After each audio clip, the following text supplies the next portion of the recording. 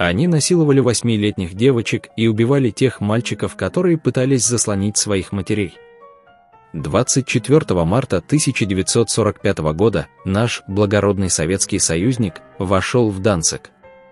50-летняя данцигская учительница сообщала, что ее племянница, 15 лет, была изнасилована 7 раз, а другая племянница, 22 лет, была изнасилована 15 раз. Советский офицер сказал группе женщин искать убежище в соборе. Когда они собрались там, туда зашли большевистские звери и под звуки колоколов и органа отпраздновали гнусную оргию, всю ночь насилуя всех женщин, некоторых более 30 раз.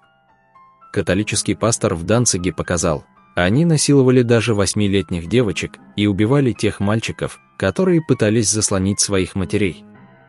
Его высокопреосвященство британский архиепископ Бернард Гриффин с целью изучения условий объехал Европу.